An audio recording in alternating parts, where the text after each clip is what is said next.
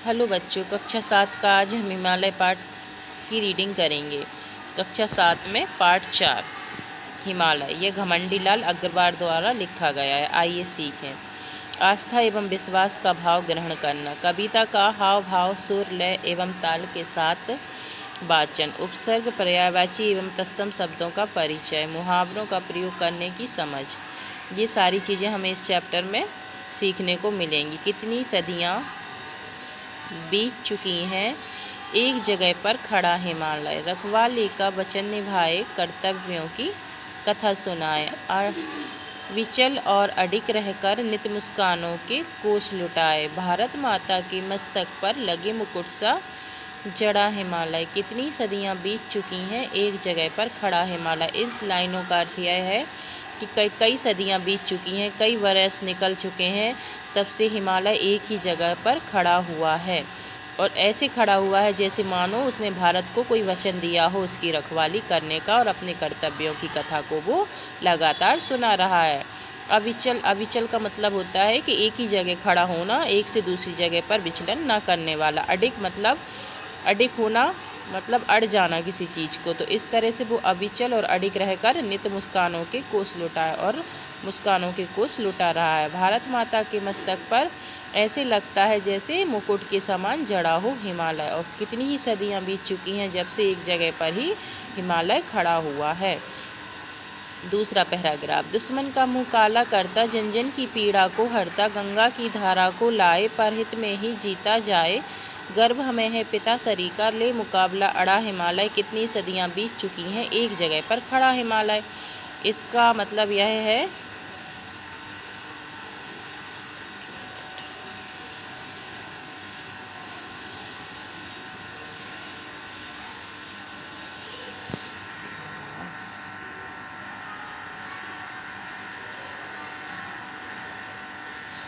इन पंक्तियों का अर्थ यह है कि दुश्मन का मुंह काला करता। जो दुश्मन है हमारे भारत की उत्तर दिशा में हिमालय है, तो वो उत्तर दिशा से आए हुए दुश्मनों से हमारी रक्षा करता है। तो जो दुश्मन हम पे हमला करने की सोचते हैं वो हिमालय की वजह से नहीं कर पाते, इसलिए हिमालय दुश्मनों का मुंह काला करता है और सबकी पीड़ा को हरता है। इसका मतलब यह है कि वहाँ पे कई प्रकार की जड़ी बूटियाँ प्राप्त होती हैं जिससे कई लोगों की पीड़ाओं को वो हर लेता है। गंगा की धारा को लाए, और गंगा हिमालय से निकली है इसलिए कहा गया है कि वो गंगा की धारा को लाता है। और दूसरों के हित में ही, परहित मीन्स होता है दूसरों का हित, दूसरों का भला, इसलिए वो दूसरों के भले में ही जी रहा है। गर्व हमें है पिता सरीका, जैसे हमें हमारे पिता पे गर्व होता है, हमारे घर की पूरी जिम्मेदारी पिता पे होती है, उसी तरह हमें हिमालय पर गर्व है क्योंकि हमारे भारत की कई जिम्मेदारियों को हिमालय निभा रहा है। ले मुकाबला अड़ा हिमालय, और लाखों से कई सदियां बीत चुकी हैं जब से हिमालय एक ही जगह पर खड़ा हुआ है। अगला पैराग्राफ। जड़ी बूटियां मिले यहाँ पर, दृश्य यहाँ के सुंदर, सुखकर उत्तर दिशा देश की कायम, सुख को दे खुश हो इसे देखकर अंबर, सतरंगी सपनों की आभा, उम्मीदों का घड़ा हिमालय। कितनी सदियां बीत चुकी हैं, एक जगह पर खड़ा हिमालय।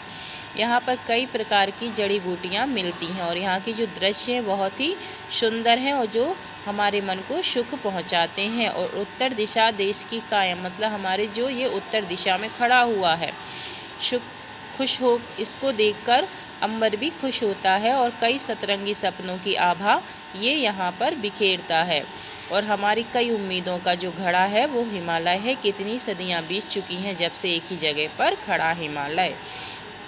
हमको रक्षा इसकी करनी कहती है, यह हमसे जननी, यह पहचान संस्कृति की है, इसमें शान निहित है अपनी, नई सदी के देखकर इसमें लाज शर्म से गड़ा हिमालय। कितनी सदियां बीत चुकी हैं, एक जगह पर खड़ा हिमालय।